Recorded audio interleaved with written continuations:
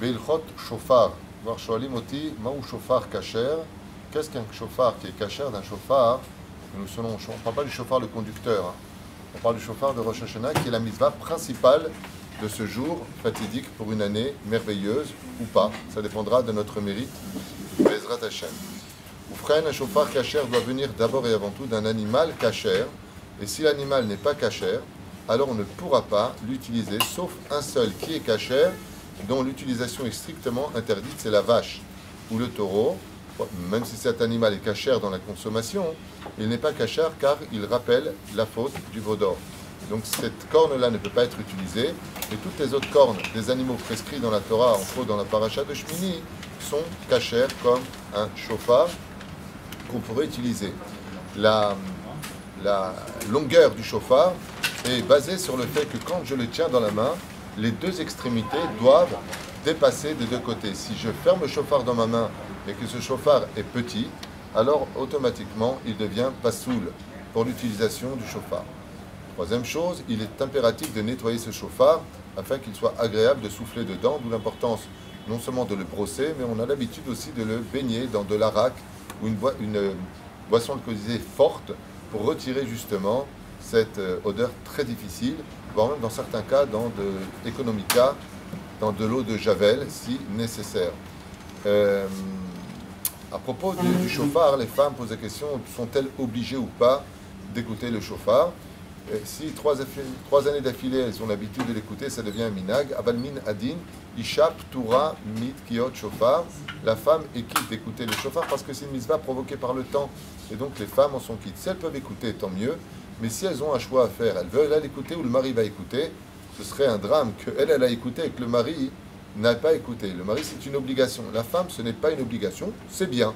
Et c'est pour cela que si elle doit garder les enfants, son mérite sera plus grand d'écouter le son des cris des enfants que d'écouter le son du shofar. Même si, à émettre, comme vous le savez tous, on peut écouter le shofar à Rosh Hashanah de l'aube jusqu'au coucher du soleil. Ce qui fait qu'elle peut tout à fait l'après-midi aller là où, Béhémet, on pourrait sonner le shofar parce que ça lui ferait du bien aussi de l'entendre ou que le mari, tout simplement, lui sonne du shofar. Pour les personnes malades ou les personnes ne pouvant se déplacer, ou même dans les prisons, eh bien, il est impératif d'organiser avant Rosh Hashanah qui ira sonner chez telle et telle personne pour faire la mitzvah, de lui faire entendre le shofar. Et la question que ramène le Rav Yitzhak Yosef, dans une prison où ça sent mauvais, peut-on ou pas, par exemple, sonner du shofar? Les toilettes sont aussi des fois dans les cellules. Il peut se passer des choses qui sont compliquées. La réponse est simple. Sonner du shofar, même dans un endroit sale, est permis, mais la bénédiction ne se prononcera pas. On ne peut pas prononcer la bénédiction, parce que l'endroit sent mauvais, l'endroit n'est pas, digne d'une bénédiction. Et tout endroit où ça sent mauvais, on ne peut pas dire la bracha. Vous freinez l'homme et akev. Ce qui fait que si maintenant je me retrouve dans un endroit, je ne sais pas, dans un lieu où c'est une personne âgée, elle a fait sur elle, et les personnes qui vont changer vont prendre du temps. Maintenant, je suis venu pour lui faire le shofar. Qu'est-ce que je fais? Réponse très simple, tu sonnes le shofar sans bénédiction. Le fait de l'entendre, c'est déjà la mitzvah. Le fait de dire la bracha, c'est annoncer la mitzvah. Et ainsi donc, tout le monde, Bezrat Hashem, pourra profiter du son du shofar, qui est loin d'être quelque chose à prendre à la légère. C'est la mitzvah principale de Rosh Hashanah, mitzvah de la Torah elle-même, Ideoraita, et cette mitzvah-là est si puissante que même le Satan en est méboulbal.